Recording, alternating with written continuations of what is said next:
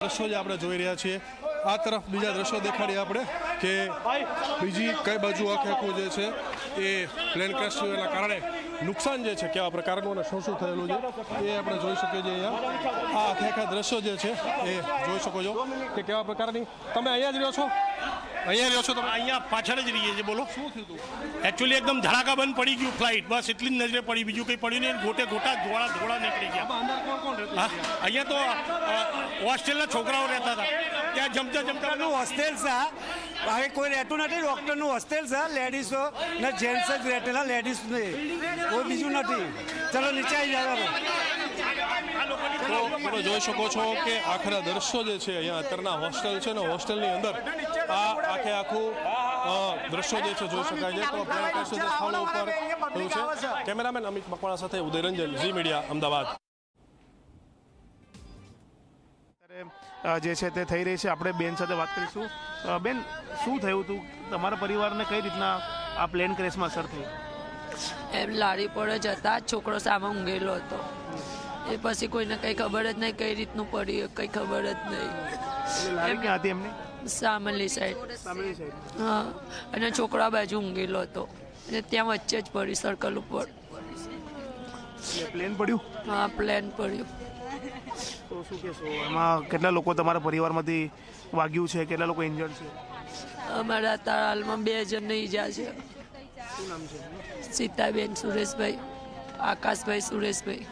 અને 14 વર્ષનું બાળક છે એનું નામ આકાશ છે દાખલ છે કે પછી થઈ ગયું દાજી અચાનક જ થયું આ? અચાનક જ થયું સાહેબ તો એકલો કમાવનારો હતો આ લારી પરથી કમાવતો એ છોકરો એકલો જ ઉભોલો હતો એ જો મમ્મી ને બંને હતા બે માં દીકરો છે મમ્મીનો સાથ હતો સાહેબ મમ્મીનો સાથ હતો મમ્મીનો સાથ જતો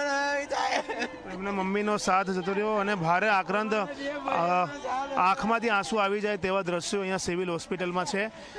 ચાની લારી હતી અને એકાએક જે પ્લેન છે તે ક્રેશ થતાં 14 વર્ષનું બાળક સૂતું હતું તેને આગની ચપેટમાં આવી ગયું અને તેનું કરુણ મૃત્યુ થયું છે જ્યારે તેમના જે માતા છે તે હજુ પણ સયાજી હોસ્પિટલમાં સારવાર હેઠળ છે પરિવાર જોઈ શકો છો કે ખૂબ દુઃખમાં છે ખૂબ ગમગનીમાં છે અને અત્યાર સુધીમાં 231થી પણ વધારે મૃતદેહો સિવિલ હોસ્પિટલ ખાતે લાવવામાં આવ્યા છે અને કહી શકાય કે અનેક પરિવારે પોતાના સ્વજનો ગુમાવ્યા છે અને તેવી જ રીતે ચાની લારી ચલાવતા પણ જે એક 14 વર્ષનો કિશોર અને તેની માતા છે તેનું પણ આ દુર્ઘટનામાં એક કરુણ તેઓ ભોગ બન્યા છે અને ગંભીર રીતે દાઝ્યા છે જેના કારણે પરિવારના માથે આભ તૂટી પડે તે પ્રકારની સ્થિતિનું અત્યારે નિર્માણ થયું છે કેમેરામેન મુકુંદ દવે સાથે રવિ અગ્રવાલ ઝી મીડિયા અમદાવાદ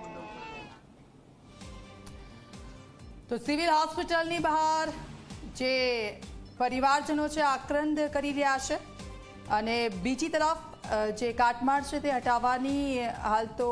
ત્યાં જે કામગીરી છે તે ચાલી રહી છે અને ત્યાંથી સતત 108